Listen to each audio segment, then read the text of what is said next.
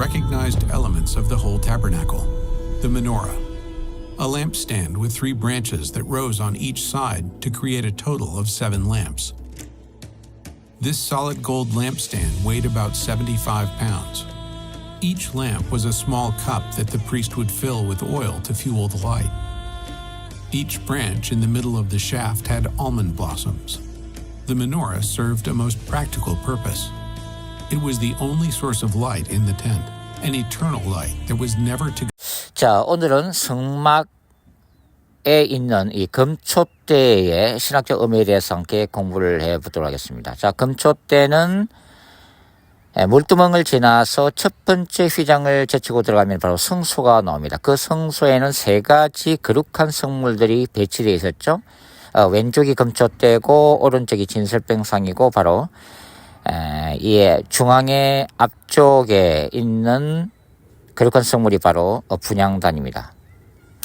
먼저 이 금촛대에 대해서는 출애굽기 25장이 그 기본적인 이 금촛대 규정과 기능을 설명을 하고 있습니다. 먼저 이 금촛대는 순금 1달란트를 쳐서 만들었던 성물이라고 기록이 되어 있습니다. 그리고 7 등잔을 만들고 꽃받침을 만들고 꽃술을 만들고 꽃 모양을 가지고 있고 전체적으로 보면 하나의 나무 형상으로 세워지도록 규정을 하고 있습니다.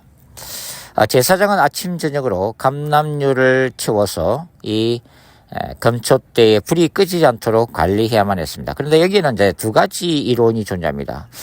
어떤 학자들은 이 금촛대의 불은 해가 질 무렵부터 그 다음날 해가 뜰 때까지, 그러니까 이제 해가 없는 동안만 제사장들이 불을 피워서 관리했다라고 이제 주장하시는 분들도 있고, 또 다른 분들은 24시간 금촛대에 등불을 켰다 이렇게 이제 주장하시는 분도 있는데, 저는 후자 쪽이 아닐까 그렇게 생각합니다. 즉 저는 금촛대의 불은 24시간 항상 켜져 있다 이렇게 이제 생각을 하고 있습니다. 자, 우리가 지난 시간에 창세기 1장과 관련해서 성전이나 성소를 해석하는 그런 개념을 말씀을 드렸습니다. 하나님이 이 세상을 창조를 하실 때에 저 눈에 보이는 물질 세계와 눈에 보이지 않는 영의 세계, 천사들의 세계를 창조를 하셨는데, 이 모든 피조 세계는 말 그대로 이 창조주로서의 하나님이 임재하시는 거룩한 성전과 같았다라고 하는 것입니다. 그러니까 우주를 창조하신다는 것은 하나님이 거주하시는 거룩한 성전이 지어지는 것과 같은 개념이다라고 이제 말씀드렸죠. 그래서 창세기 1장의 이 창조 과정은 고대 근동의 신전과 관련해서 그 고대 근동의 우상숭배 이래 올라기를 비판하면서 동시에 유일하신 창조주이시며 유일하신 하나님으로서의 야훼께서 그분이 임재하셔서 이 우주 전체를 다스리시는 거대한 성전, 즉 우주적인 성전을 건립하는 과정으로 묘사되어 있다 이렇게 말씀을 드렸습니다. 자, 금촛대와 관련해서 이제 한번 생각을 해보도록 하죠. 하나님이 천지를 창조하실 때에 빛이 있으라 하심에 빛이 있었고라고 말씀하고 있습니다. 빛이 있었다.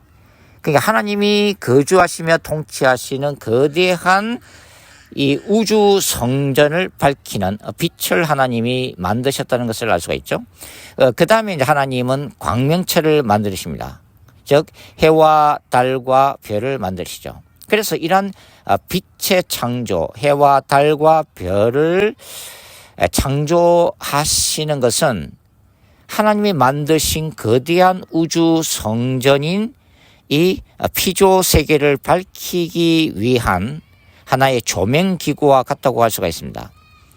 자, 성막이나 성전은 이러한 거대한 우주의 축소판이면서 우주적인 성전의 축소판에 해당된다고 할 수가 있죠. 그래서 이 성소 안에 금촛대를 세우고 그 성소 전체, 하나님이 임재하시는 거룩한 이 성소 전체를 밝히기 위해서 금촛대를 만들어서 세우셨다고 하는 것은 바로 우주 창조 시에 빛과 해와 달과 별을 만드신 것과 유사하다고 할 수가 있습니다. 그래서 이 금촛대는 우주적 성전의 축소반인 이 성소 안에서 성소 전체를 밝히는 광명체로서의 역할을 감당하고 있다. 이렇게 우리가 해석을 할 수가 있습니다.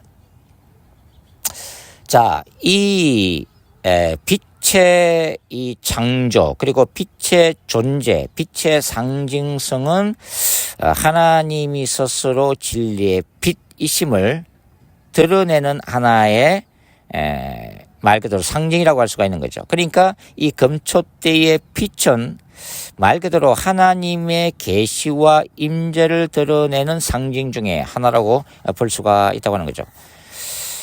그리고 이 금촛대는 하나의 이제 그 나무의 형상으로 되어 있습니다. 이것은 바로 에덴 동산을 연상시키고 있는 거죠. 에덴 동산에 존재했던 생명나무를 연상을 시킨다고 하는 것입니다. 그래서 이 생명나무 위에 빛으로 자신을 계시하신 하나님의 임재의 상징이 금촛대를 통해서도 드러나고 있다고 하는 거죠. 그래서 사실은 이 금촛대는 말 그대로 생명나무가 중심이 된 작은 에덴이라고도 우리가 생각을 할 수가 있습니다. 자, 이 성막 안에 위치한 금촛대, 어둠을 밝히는 이 빛의 존재를 통해서 이것은 하나님의 그 임재를 상징하는 빛일 뿐만 아니라 하나님이 제사장 국가로 세우신 바로 이스라엘이 이 세상에서 존재하는 목적을 말해주고 있다고 하는 것입니다. 즉 하나님이 시내산 언약을 통해서 세우신 이스라엘 공동체는 말 그대로 열방을 향한 작은 빛이 되어야만 했다고 하는 거죠. 그러니까 창조주로서의 하나님, 유일한 구원자이며 심판자이신 이 하나님의 영광을 열방에 비추는 빛으로서의 존재로서 이스라엘 공동체는 세워졌다는 것을 말해주고 있다고 하는 거죠. 신약에서 보면은 예수님은 제자들 향해서 너희는 세상의 빛이다 라고 선포를 하신 것과 같습니다. 자, 이 금촛대는 우리가 이제 스가랴 4장에서도 이제 연관해서 찾아볼 수가 있는데요. 스가랴 4장에는 금촛대와 두 감람나무 환상이 나타나고 있습니다. 두 감람나무는 누구죠? 바로 총독 스룹바벨과 대제사장 여호수아, 예수아를 의미하고 있는 거죠. 하나님은 바벨론 포로 기를 지나서 이 회복 공동체에게 하나님의 그 성전을 허락하십니다. 바로 스룹바벨 성전이죠. 제2의 성전입니다. 이미 무너진 솔로몬 성전에 비하면은 참으로 초락이 짝이 없는 이 성전. 그러나 하나님은 이 성전, 이 작은 성전을 통해서도 하나님의 임재를 드러내셨고, 이 포로로부터의 이 기환 후에 스룹바벨과 여호수아는 말 그대로 두 명의 메시아적 존재로서 바로 이 성전 재건의 주역으로 쓰임받게 되는 거죠. 바로 이 환상을 보면은 두 감람나무가 있고 그 중앙에 바로 금촛대가 놓여 있습니다. 그리고 이 두 감람나무를 통해서 바로 이 두 감람나무는 총독 스룹바벨과 대제사장 여호수아를 상징하고 있는 거죠. 이 두 명의 메시아적 존재, 즉 정치적 메시아와 종교적 메시아를 통해서 이 금초대에 끊임없이 감람나무에 금기름을 제공하고 있는 환상으로 나타나고 있습니다. 이때 이 중앙에 있는 이 금초대는 바로 이스라엘의 기환 공동체, 유대 공동체, 바로 이스라엘 국가 자체를 상징을 하고 있는 거죠. 그러니까 이 두 인물은 얼마나 큰 역할을 하고 있는가를 알 수가 있습니다. 이스라엘의 가장 중심은 바로 성전 중심의 야훼 신앙이었습니다. 성전을 떠나서는 어떤 것도 생각할 수가 없었죠. 왜냐하면 성전이야말로 이 우주를 다스리시는 야훼께서 자정하시고 바로 이스라엘과 열방을 통치하시는 중심적인 자리였기 때문입니다. 그래서 먼저 성전이 굉장히 중요한 거죠. 그래서 이 기환 공동체는 성벽 재건, 도시 건설이 중요한 게 아니라 먼저 성전부터 짓고서 나중에 느헤미야가 돌아온 다음에 바로 성벽 쌓기 운동을 벌이게 되죠. 근데 이 스룹바벨과 여호수아가 이 제2의 성전, 스룹바벨 성전을 재건한 것은 단지 눈에 보이는 성전을 재건하는 차원이 아닙니다. 이것은 죄를 짓고서 바벨론 포로 생활을 하면서 혹독하게 연단을 받았던 이스라엘 공동체, 그리고 자신들이 우상을 숭배함으로 인해서 야훼의 거룩한 전쟁인 심판을 받고서 그 죄의 대가로서 이 바벨론 포로 생활을 해야만 했었던 과거의 빼져진 역사를 이제 반성하고 이제 돌아와서 다시 한번 야훼 하나님만을 섬길 것을, 우상을 섬기는 열방 가운데서 오직 유일하신 창조주 하나님만을 섬길 것을 결단하는 하나의 신앙 부흥 운동이 눈에 보이는 제2의 성전 건립 운동으로 나타났다고 하는 거죠. 그래서 이거는 영적 부흥 운동이고, 성전 재건 운동이야말로 이스라엘 백성들 가운데 무너졌던 야훼의 재단을 수축하는 신앙 부흥 운동이었다고 우리가 이제 해석을 할 수가 있습니다. 그래서 굉장히 이 총독 스룹바벨과 대제사장 예수아의 역할은 중요했다고 우리가 이제 볼 수가 있는 거죠. 자, 그래서 이 두 인물의 역할을 통해서 이제 유다 공동체는 성전 재건을 통해서 신앙의 힘을 얻게 됩니다. 하나님은 이 스가랴 4장에 보면은 이러한 제2의 성전 재건, 이 인간적인 차원에서 이루어지는 일이 아니라 뭐라고 그래요? 힘으로도 능으로도 아니요 오직 나의 영으로, 즉 성령의 능력 안에서 성전 재건이 완성될 것을 하나님은 계시를 하고 계십니다. 그러나 이제 세월이 지나서 이 제2성전은 이제 예수님 시대의 헤롯 성전으로 이제 이어지게 되죠. 헤롯이 이제 리모델링을 대규모로 이제 하게 되는데, 그러나 이 땅에 오신 메시아 예수를 거절하고 또한 이 타락한 예루살렘 성전 제도를 통해서 하나님 앞에서 죄를 쌓음으로 인해서 결국은 하나님이 다시 한번 이 종말론적인 거룩한 전쟁을 선포하시게 되는 거죠. 그것이 바로 로마 군대를 사용해서 예루살렘을 멸망시킨 주 70년의 예루살렘 멸망 사건입니다. 자, 그래서 이 수많은 유대인들이 로마로 끌려가게 되는데, 그 모습을 부조한 것을 보면은 거기에 이제 메노라 7 금초대를 로마 군병들이 메고서 로마로 가져가고 있는 것을 볼 수가 있습니다. 결국은 이것은 뭘 얘기하냐면은 금초대는 예루살렘 성전의 대표적인 상징이고 또 이스라엘 공동체, 이스라엘 민족을 상징하는 그러한 상징물이라는 것을 우리가 이제 알 수가 있습니다. 자, 그리고 이제 요한계시록 1장을 읽어보시면 7 금초대는 뭘 상징하는 거예요? 바로 소아시아의 7 교회 공동체를 가리키고 있습니다. 그리고 요한계시록 11장을 읽어보면은 저 유명한 두 증인 사건이 기록이 되어 있죠.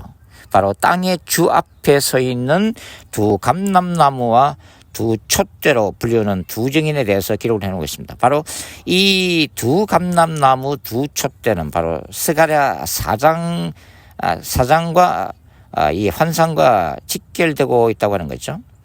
그러나 약간 이제 조금 다르게 이제 기록이 되어 있습니다. 그러니까 스가랴 4장에는 제가 말씀드린 것 같이 두 감람나무 또 두 감람나무 가지에 해당되는 스룹바벨과 예수아가 중앙에 있는 이스라엘 공동체인 금초대에 금기름을 공급하는 모습으로 나타나고 있다면 요한계시록 11장에는 두 증인이 곧 두 감람나무요 두 촛대라고 이렇게 약간 다르게 이제 기록이 되어 있다고 하는 것입니다. 우선 두 증인은 이 스가랴 4장에 바로 총독 스룹바벨과 대제사장 예수아가 했던 이 제2의 성전 재건 운동같이 종말론적으로도 무너진 하나님의 교회 공동체를 일으켜 세우는 마지막 때의 두 선지자라는 것을 우리가 이제 알 수가 있죠. 이 두 감람나무와 두 촛대는 헬라 카이로 이렇게 연결이 되어 있습니다. 근데 이 카이가 뭐 A and B를 나타내기도 하거니와 A 즉 B라고 하는 병행 구주 개념을 또 나타내기도 하고 또 A와 B가 똑같은 상징은 아니지만 서로 간에 상호 보완적이고 밀접한 관계를 가질 때에도 이 헬라의 접속사 카이가 아주 다양하게 사용되고 있는데요. 저는 여기서 계시록 11장 3절과 4절에서 이 두 감람나무와 두 촛대는 두 증인이 바로 총독 스룹바벨과 대제사장 예수아의 역할을 종말론적으로 수행할 뿐만 아니라 이들이 성소안을 성전을 환히 밝혔던 이 금촛대처럼 두 촛대로서 진리의 빛을 예수 그리스도의 복음을 통해서 열방에 비추게 되는 마지막 때의 두 선지자 그리고 넓은 의미에서는 두 증인의 영성을 가진 마지막 기독교로 저는 보고 있습니다. 결국은 이 두 증인이 빛의 권세를 가지고 바로 어두움과 사탄의 권세와의 종말로적인 거룩한 전쟁을 수행하는 빛의 메신저들로 나타나고 있다는 것을 우리가 알 수가 있는 거죠. 그리고 이제 이 빛은 요한계시록을 읽어보시면 예수님의 재림 사건 후에 새하늘과 새 땅이 하늘로부터 이 땅에 도래하게 됩니다. 근데 그 새 하늘과 새 땅은 거대한 하나의 지성소라고도 할 수가 있는데 여기에 보시면 이제 등불이 필요가 없죠.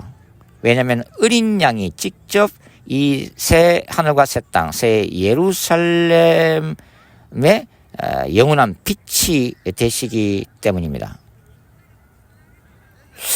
오늘 이렇게 성막의 성소 안에 배치되어 있는 금촛대의 신학적 의미에 대해서 종말론적 의미에 대해서 함께 공부를 해봤습니다. 감사합니다.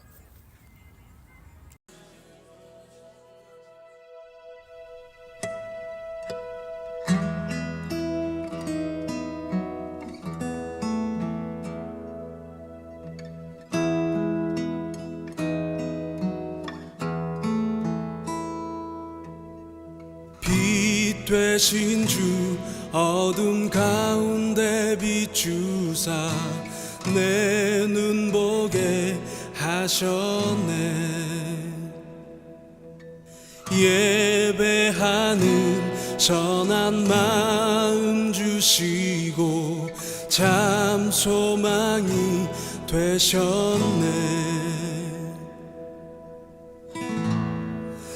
주를 경배하리 엎드려 절하며 고백해 주 나의 하나님.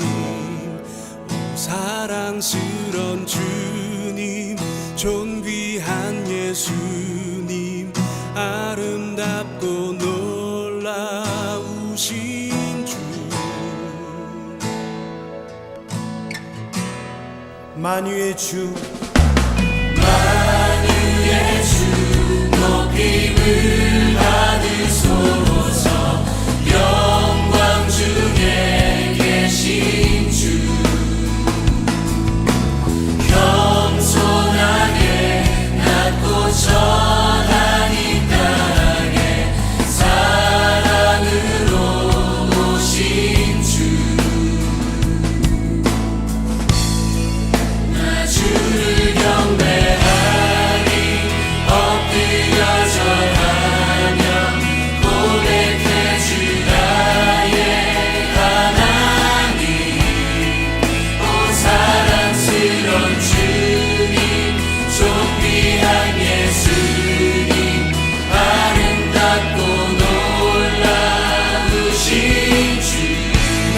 주를 경배하리 엎드려 절하며 고백해 주 나의 하나님 오 사랑스런 주님 존귀한 예수님 아름답고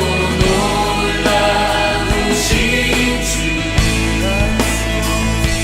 알 수 없네 주의 은혜 내 죄 위한 주 십자가 알 수 없네 주의 은혜 내 죄 위한 주 십자가 알 수 없네 주의 은혜 내 죄 위한 주 십자가 알 수 없네 주의 은혜 내 죄 위한 주 십자가